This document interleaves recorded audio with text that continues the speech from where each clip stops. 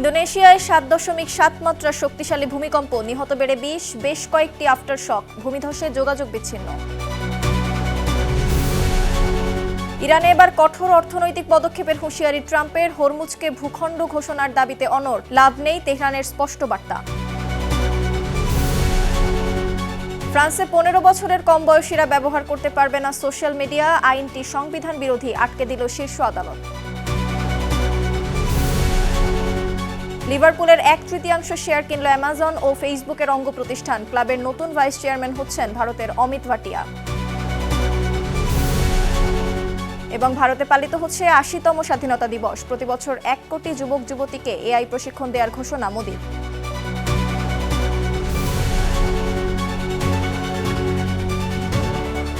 বিশ্বজুড়ে ঘটে যাওয়া দিনের গুরুত্বপূর্ণ ঘটনাবলী নিয়ে আরটিভির নিয়মিত আয়োজন সারাদিনের বিশ্ব।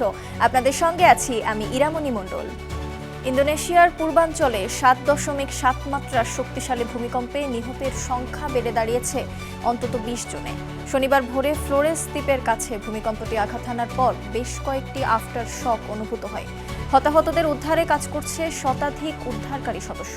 ভূমিকম্পে বেশ কয়েকটি বাড়ি, গুদাম ও সরকারি স্থাপনা ক্ষতিগ্রস্ত হয়েছে। কিছু এলাকায় বিদ্যুৎ সংযোগ বিচ্ছিন্ন সহ ভূমিধসে সড়ক যোগাযোগও ব্যাহত হয়েছে। নেগেওকেও অঞ্চলে প্রায় ২,০০০ মানুষ নিরাপদে সরে গেছেন। ভূমিকম্পের পর ১ মিটারের কম উচ্চতার সুনামি ঢেউ কয়েকটি এলাকায় আঘাত হানে, তবে প্রায় ৩ ঘন্টা পর সুনামি সতর্কতা প্রত্যাহার করা হয়। মধ্যপ্রাচ্য সংঘাত ও বৈশ্বিক জ্বালানি সংকটের মধ্যেই ইরানের ওপর এবার কঠোর অর্থনৈতিক পদক্ষেপ নেওয়ার হুঁশিয়ারি দিয়েছেন মার্কিন প্রেসিডেন্ট ডোনাল্ড ট্রাম্প। হরমুজ প্রণালীকে যুক্তরাষ্ট্রের ভূখণ্ড ঘোষণার হুমকি দিয়ে নিজের অবস্থানে অনড় রয়েছেন তিনি। তবে তেহরানের স্পষ্ট বার্তা, সামরিক হুমকি দিয়ে কোনো সমাধান সম্ভব নয়। বিস্তারিত আজহার স্বপ্নিলের রিপোর্টে। ইরানের বিরুদ্ধে সামরিক অভিযান এবং এর ফলে বিশ্ববাজারে জ্বালানি তেলের দাম বৃদ্ধি নিয়ে নিজের অবস্থান স্পষ্ট করেছেন মার্কিন প্রেসিডেন্ট ডোনাল্ড ট্রাম্প। নিউ ইয়র্কে এক অনুষ্ঠানে তিনি জানান, ইরানকে পারমাণবিক অস্ত্র তৈরিতে বাধা দেওয়ার ক্ষেত্রে তার নেওয়া সিদ্ধান্তের জন্য তিনি কখনোই অনুতপ্ত নন। ইতিমধ্যে হরমুজ প্রণালীকে যুক্তরাষ্ট্রের ভূখণ্ড হিসেবে ঘোষণা দেওয়ার পরিকল্পনা তুলে ধরেছেন ট্রাম্প। তবে এমন দাবিকে সরাসরি প্রত্যাখ্যান করেছে তেহরান। ইরানের স্পষ্ট বার্তা, সামরিক ভয় দেখিয়ে হরমুজ প্রণালী দখল করা যাবে না। মার্কিন পরাজয় নিশ্চিত না হওয়া পর্যন্ত তাদের অবরোধ বজায় থাকবে। এদিকে তেহরানের উপর আবারও তীব্র অর্থনৈতিক চাপ বাড়াচ্ছে ওয়াশিংটন। যুক্তরাষ্ট্রের ট্রেজারি বিভাগ কড়া পদক্ষেপ নেয়ার কথা জানিয়েছে। তবে মার্কিন চাপ সত্ত্বেও নিজেদের প্রধান তেল কেন্দ্র খাগ দ্বীপ থেকে তেল উত্তোলন ও রপ্তানি সচল রাখার জোর চেষ্টা চালাচ্ছে ইরান। দুই দেশের এমন উত্তেজনার প্রভাব পড়ছে পুরো মধ্যপ্রাচ্যে। ওমান প্রণালীতে বাণিজ্যিক জাহাজে হামলা ও অচল অবস্থার কারণে বিশ্ববাজারে অপরিশোধিত তেলের দাম আবারও বেড়েছে। একই সঙ্গে ইয়েমেনের মোখা বন্দরে হুতিদের একের পর এক ব্যালিস্টিক ক্ষেপণাস্ত্র হামলা আঞ্চলিক পরাশক্তিগুলোর সংঘাতকে আরও উস্কে দিচ্ছে। সব মিলিয়ে পারস্য উপসাগরে যুদ্ধের চাপ কমার কোনো লক্ষণ নেই। ওয়াশিংটনের নজিরবিহীন অর্থনৈতিক হুমকি এবং তেহরানের অনড় অবস্থানের কারণে এই সংঘাত এখন কোন দিকে মোড় নেয় সেদিকেই নজর পুরো বিশ্বের। আজহার স্বপ্নিল, আরটিভি। দক্ষিণ লেবাননের নাবাতিহ জেলার আনসার শহর সহ বিভিন্ন স্থানে শনিবার ভোরে ইসরায়েলি বাহিনীর ভয়াবহ বিমান হামলা ও গোলাবর্ষণে অন্তত ৭ জন নিহত এবং ৩ জন আহত হয়েছেন। স্থানীয় আবাসিক ভবন লক্ষ্য করে চালানো এই হামলায় ধসে পড়া ভবনের ধ্বংসস্তূপের নিচে আরও অনেকে আটকা পড়ে থাকার আশঙ্কায় সিভিল ডিফেন্স ও প্যারামেডিক দল উদ্ধার অভিযান চালিয়ে যাচ্ছে। একই সময়ে দক্ষিণ লেবাননের বিয়ন্ত জবেইল ও অন্যান্য এলাকাতেও ভারী অস্ত্র দিয়ে হামলা চালানো হয়। ইরান সমর্থিত হিজবুল্লাহর যুদ্ধবিরতি ও সেনা প্রত্যাহারের লক্ষ্যে গত ২৬ জুনে দুই দেশের মধ্যে সমঝোতা চুক্তি স্বাক্ষর হওয়ার পর এটি ইসরায়েলের চালানো সবচেয়ে প্রাণঘাতী ও রক্তক্ষয়ী হামলা হিসেবে গণ্য করা হচ্ছে। লোহিত সাগরের বন্দর নগরী আল মাখায় আবারও হামলা চালিয়েছে হুতি বিদ্রোহীরা। এতে নিহত হয়েছেন অন্তত ৪ জন। ফলে ক্রমেই হুতিদের সংঘাত তীব্র হচ্ছে সৌদি সমর্থিত বাহিনীর সঙ্গে। পাশাপাশি লোহিত সাগরের বাবেল মানদেব প্রণালীও সম্প্রতি বেশ উত্তাল। এ অবস্থায় সৌদি তাদের নতুন নৌ প্রতিরক্ষা জোট কতটা কার্যকর ভূমিকা রাখবে, এমন প্রশ্নই তুলছেন বিশ্লেষকরা। বিস্তারিত জানাচ্ছেন আব্দুল মালিক। লোহিত সাগরের বন্দরনগরী আল মাখায় 6টি ব্যালিস্টিক ক্ষেপণাস্ত্র দিয়ে হামলা চালায় হুতি বিদ্রোহীরা। শুক্রবার ইয়েমেনের সরকার জানায় এতে নিহত হয়েছে অন্তত 4 বেসামরিক নাগরিক। আগুন ধরে যায় বেশ কয়েকটি মাছ ধরার নৌকায়। হুতিরা দাবি করেছে বন্দরে থাকা সৌদি সমর্থিত বাহিনীর অস্ত্র ও যুদ্ধজাহাজ লক্ষ্য করে এই হামলা চালানো হয়েছে। একই দিন সৌদি আরবের নাজরান শহরে আরামকোর একটি স্থাপনায়ও ড্রোন হামলা চালায় গোষ্ঠীটি। হুতিরা বলছে সাদা প্রদেশে সৌদি বিমান বাহিনীর আকাশসীমা লঙ্ঘনের জবাবেই এই হামলা। এর একদিন আগে বৃহস্পতিবার সৌদি আরবের জিনান শহরে আরামকোর একটি শোধনাগারেও 2টি ড্রোন দিয়ে হামলা করে গোষ্ঠীটি। 2014 সালে রাজধানী সানা দখলের পর থেকেই এডেন ভিত্তিক সমর্থিত সরকারের বিরুদ্ধে লড়াই চালিয়ে আসছে ইরান সমর্থিত হুথিরা। চলতি বছরে ইয়েমেনের বিরুদ্ধে যুক্তরাষ্ট্র ও ইসরায়েলের যৌথ অভিযান শুরুর পর সম্প্রতি লোহিত সাগরে সৌদি পতাকাবাহী জাহাজ ও তেল স্থাপনায় হামলা জোরদার করেছে গোষ্ঠীটি। এমন প্রেক্ষাপটে গত 30 জুলাই সৌদি আরবের নেতৃত্বে গঠিত হয় মাল্টিন্যাশনাল মেরিটাইম ডিফেন্স অ্যালায়েন্স। তবে বিশ্লেষকরা বলছে জোট কতটা কার্যকর হবে তা নির্ভর করছে বাস্তবের কার্যক্রমের উপর। অতীতে এডেন উপসাগরের জলদস্যুতা মোকাবেলায় গঠিত এমন একাধিক রাজনৈতিক জোট গুরুত্বপূর্ণ হলেও বাস্তবে কার্যকর ফল দিতে ব্যর্থ হয়েছিল। বর্তমানে এই জোট মূলত প্রতিরক্ষামূলক এবং হুতিদের বিরুদ্ধে সরাসরি আক্রমণাত্মক অভিযান চালানোর কোনো ইঙ্গিত এখনও নেই।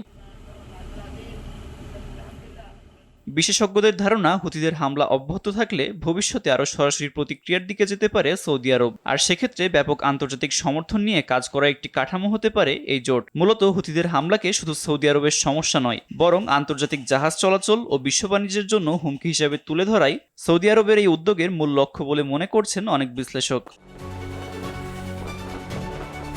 আব্দুল মালেক, RTV। সৌদি নেতৃত্বাধীন প্রতিরক্ষা জোট বহুজাতিক কমান্ড কাঠামো চালুর প্রস্তুতি নিয়েছে। আরব নিউজের প্রতিবেদন অনুযায়ী জোটের তৃতীয় পরিকল্পনা বৈঠক গত বৃহস্পতিবার জেদ্দায় অনুষ্ঠিত হয়। এতে 39টি দেশের প্রতিনিধিরা অংশ নেন। বৈঠকে সদস্য দেশগুলোর কর্মকর্তা ও সদস্যদের কমান্ড, সামুদ্রিক ও গোয়েন্দা কার্যক্রমে যুক্ত করার প্রস্তুতির কথা জানানো হয়। লোহিত সাগর, বাবেল মানদেব ও এডেন উপসাগরে বাণিজ্যিক জাহাজের নিরাপত্তা নিশ্চিত করাই জোটের প্রধান লক্ষ্য। সৌদি প্রতিরক্ষা মন্ত্রণালয় জানিয়েছে, এখন পর্যন্ত বাহরাইন, বাংলাদেশ, মিশর, কাতার, কুয়েত, পাকিস্তান, তুরস্ক সহ 15টি দেশ যৌথ ঘোষণায় সই করেছে। এর মধ্যে 13টি দেশ আনুষ্ঠানিকভাবে জোটের সদস্য হয়েছে। ইউক্রেন যুদ্ধের পর রাশিয়ার ওপর পশ্চিমা কড়া নিষেধাজ্ঞার পরও দেশটির আধুনিক প্রযুক্তির যোগান দেয়া এখনও থামেনি। সাম্প্রতিক এক অনুসন্ধানী প্রতিবেদনে উঠে এসেছে, পশ্চিমা প্রযুক্তি রাশিয়া পর্যন্ত পৌঁছাতে মাধ্যম হিসেবে কাজ করছে ভারত।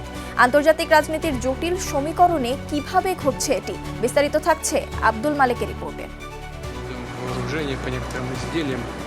ইউক্রেনে পূর্ণমাত্রা সামরিক আগ্রাসন শুরুর পরপরই রাশিয়ায় আধুনিক প্রযুক্তির উৎস বন্ধ করতে কঠোর নিষেধাজ্ঞা জারি করেছিল যুক্তরাজ্য ও ইউরোপীয় ইউনিয়ন। ধারণা করা হয়েছিল এতে স্থবির হয়ে পড়বে ক্রেমলিনের আধুনিক প্রযুক্তি ও প্রতিরক্ষা উৎপাদন ব্যবস্থা। কিন্তু বাস্তব চিত্র বলছে ভিন্ন কথা। আন্তর্জাতিক সংস্থা স্টিডারের সাম্প্রতিক এক প্রতিবেদন অনুযায়ী বিভিন্ন সময়ে রাশিয়ায় পৌঁছেছে প্রায় 50,000-এর বেশি পণ্য, যার পেছনে মূল অনুঘটক হিসেবে কাজ করছে ভারত সংশ্লিষ্ট আন্তর্জাতিক সরবরাহ শৃঙ্খল। এসব পণ্যের তালিকায় রয়েছে উচ্চমানের ইলেকট্রনিক্স, আধুনিক সেন্সর, সূক্ষ্ম ইঞ্জিন যন্ত্রপাতি এবং উন্নত বৈদ্যুতিক উপকরণ। ইউক্রেনীয় বাহিনীর দাবি, রক্ষণ ক্ষেত্রে উদ্ধার করা রুশ সরঞ্জাম খুলে ভেতরে হরহামেশাই মিলছে উচ্চমানের পশ্চিমা ইলেকট্রনিক উৎপাদন। যদিও রাশিয়ার উপর আরোপিত পশ্চিমা নিষেধাজ্ঞায় শুরু থেকে যোগ দেয়নি নয়াদিল্লি। দেশটির পক্ষ থেকে বলা হয়েছে, সংশ্লিষ্ট প্রতিষ্ঠানগুলো স্থানীয় বা আন্তর্জাতিক কোনো আইন লঙ্ঘন করেনি। তবে বৈশ্বিক প্রযুক্তি উৎপাদনে ভারতের ভূমিকা যত বৃদ্ধি পাচ্ছে, এসব স্পর্শকাতর উপকরণ শেষ পর্যন্ত কোথায় গিয়ে পৌঁছাচ্ছে তা নজরে রাখা পশ্চিমা দেশগুলোর জন্য ততই কঠিন হয়ে উঠছে। বর্তমান সময়ে আধুনিক প্রযুক্তির আসল উৎস খুঁজে বের করা বেশ কঠিন, কেননা একটি আধুনিক যন্ত্রের চিপ হয়তো তৈরি হয় এক দেশে, সেন্সর আসে অন্য দেশ থেকে, আর তাতে ব্যবহৃত সফটওয়্যার হতে পারে তৃতীয় কোনো দেশের। এর পাশাপাশি বড় সংকট তৈরি করেছে ডুয়াল ইউজ প্রযুক্তি, অর্থাৎ যেসব উপাদানের বৈধ বেসামরিক ব্যবহার রয়েছে সেগুলো অনায়াসেই রূপান্তর করা সম্ভব সামরিক কাজে। আব্দুল মালেক, RTV। 15 বছরের কম বয়সীদের জন্য সামাজিক যোগাযোগ মাধ্যম ব্যবহার নিষিদ্ধ সংক্রান্ত আইনটি সংবিধান বিরোধী আখ্যা দিয়ে আটকে দিয়েছেন ফ্রান্সের শীর্ষ আদালত। আদালতের মতে ঢালাও এই নিষেধাজ্ঞা নাগরিকদের মত প্রকাশের স্বাধীনতা ও ব্যক্তিগত গোপনীয়তার অধিকার ক্ষুণ্ণ করে। আগামী 1 সেপ্টেম্বর থেকে এই আইনটি কার্যকর হওয়ার কথা ছিল, যার অধীনে অনূর্ধ্ব 15 বয়সীদের নতুন অ্যাকাউন্ট খোলা রোধ এবং পুরনো অ্যাকাউন্ট 4 মাসের মধ্যে বন্ধের বিধান ছিল। এর আগে বিশ্বের প্রথম দেশ হিসেবে 16 বছরের কম বয়সীদের জন্য ফেসবুক, টিকটকের মতো মাধ্যমগুলো নিষিদ্ধ করে অস্ট্রেলিয়া। একই পদক্ষেপ নেয় আরও কয়েকটি দেশ। প্ল্যাগারিজমের অভিযোগে বিতর্কে থাকা কেমব্রিজ বিশ্ববিদ্যালয়ের সাবেক অধ্যাপক জেসন আর্ডের মরদেহ উদ্ধার করা হয়েছে। শুক্রবার দক্ষিণ লন্ডনের ব্যাটারসি থেকে 41 বছর বয়সী আর্ডেকে অচেতন অবস্থায় উদ্ধার করে পুলিশ। পরে তাকে মৃত ঘোষণা করা হয়। মেট্রোপলিটন পুলিশ জানিয়েছে তার মৃত্যু অপ্রত্যাশিত হলেও আপাতত এটিকে সন্দেহজনক হিসেবে দেখা হচ্ছে না। সম্প্রতি গবেষণাকর্মে প্ল্যাগারিজমের অভিযোগের মধ্যে কেমব্রিজের অধ্যাপক পদ থেকে পদত্যাগ করেন আর্ডে। তবে আর্ডে তার বিরুদ্ধে ওঠা প্ল্যাগারিজমের অভিযোগগুলো অস্বীকার করেছিলেন। তার নিয়োগ নিয়ে কেমব্রিজের তদন্তও চলছিল। আর্ডের পরিবার জানিয়েছে বিতর্ক ও ভুল তথ্য ছড়ানোর কারণে তিনি ব্যাপক চাপের মধ্যে ছিলেন। তার মৃত্যুর কারণ জানতে তদন্ত করছে পুলিশ। অভ্যন্তরীণ বাজারে চাহিদা কমলেও বিশ্ববাজারে অভাবনীয় দাপট দেখাচ্ছে চীনা গাড়ি নির্মাতা প্রতিষ্ঠানগুলো। BYD ও গিলির মতো শীর্ষ প্রতিষ্ঠানের সাশ্রয়ী ও আধুনিক বৈদ্যুতিক গাড়ি টেক্কা দিচ্ছে ঐতিহ্যবাহী বৈশ্বিক ব্র্যান্ডগুলোতে। বার্তা সংস্থা রয়টার্স সূত্রে জানা যায়, টানা প্রায় 10 মাস ধরে চীনের নিজস্ব বাজারে গাড়ির বিক্রি নিম্নমুখী। দেশটির স্থবির আবাসন খাত ও তেলের উচ্চ মূল্যের কারণে শুধু জুলাই মাসেই অভ্যন্তরীণ বিক্রি কমেছে 20%। স্থানীয় বাজারে চাহিদা কমায় উৎপাদন সচল রাখতে রপ্তানিতেই প্রধান জোর দিচ্ছে চীনা কোম্পানিগুলো। চায়না প্যাসেঞ্জার কার অ্যাসোসিয়েশন CPC এর তথ্য অনুযায়ী জুলাইয়ে চীনের গাড়ি রপ্তানি 88% বেড়ে 9,23,000-এ পৌঁছেছে। আধুনিক সফটওয়্যার ও উন্নত ব্যাটারি প্রযুক্তির জোরে জাপান ও ইউরোপীয় ব্র্যান্ডগুলোকে পেছনে ফেলে 2023 সাল থেকে বিশ্বের শীর্ষ গাড়ি রপ্তানিকারক হিসেবে নিজেদের অবস্থান ধরে রেখেছে চীন। প্রিমিয়ার লিগের ক্লাব লিভারপুলের প্রায় 1/3 শেয়ার কিনল অ্যামাজনের জেফ বেজোস ও ফেসবুকের এদুয়ার্দো সাভেরিন। ব্রিটিশ ব্যবসায়ী অমিত ভাটিয়া নেতৃত্বাধীন ক্লাবটির সাথে 150 কোটি পাউন্ডের বেশি মূল্যের চুক্তি নিশ্চিত করেছে। এই মেগা চুক্তিতে অলরেডদের বর্তমান বাজার মূল্য দাঁড়িয়েছে 5 বিলিয়ন পাউন্ডের বেশি। ক্লাবের পরিচালনা পর্ষদের নতুন ভাইস চেয়ারম্যান হচ্ছেন ভারতের লক্ষ্মী মিত্তালের জামাতা অমিত ভাটিয়া। পরিচালনা পর্ষদে নতুন 3 জন যুক্ত হলেও কোনো পদ নিচ্ছেন না বেজোস। তবে মূল মালিক FSG ক্লাবের সংখ্যাগরিষ্ঠ শেয়ার ও পরিচালনাগত নিয়ন্ত্রণ নিজেদের নিয়ন্ত্রণেই রাখছে। ভারতে পালিত হচ্ছে দেশটির 80তম স্বাধীনতা দিবস। 1947 সালের 15ই আগস্ট স্বাধীনতা অর্জনের পর এবার 69 বছর পূর্ণ করছে দেশটি। দিল্লির ঐতিহাসিক লালকেল্লায় জাতীয় পতাকা উত্তোলনের পর জাতির উদ্দেশ্যে ভাষণ দেন প্রধানমন্ত্রী নরেন্দ্র মোদী। এবারের আয়োজনে বিশেষ গুরুত্ব পেয়েছে তরুণ প্রজন্ম ও 2047 সালের মধ্যে বিকশিত ভারত গড়ার লক্ষ্য। এ সময় দেশের উন্নয়নে যুব সমাজের শক্তিকে কাজে লাগানোর কথা বলেন তিনি। এছাড়া সময়ের সাথে পাল্লা দিতে প্রতি বছর 1 কোটি যুবক যুবতীকে কৃত্রিম বুদ্ধিমত্তা প্রশিক্ষণ দেওয়ার নতুন কর্মসূচি ঘোষণা করেন মোদী। পাশাপাশি আত্মনির্ভর ভারত গড়া, দ্রুত অর্থনৈতিক অগ্রগতি এবং নারী, কৃষক ও শ্রমিকদের অংশগ্রহণের ওপরও গুরুত্ব দেন ভারতের প্রধানমন্ত্রী। আর এরই সাথে শেষ করছি সারাদিনের বিশ্ব। RTV-র সাথে সংযুক্ত থাকুন, মতামত জানান RTV-র সামাজিক যোগাযোগ মাধ্যমগুলোতে।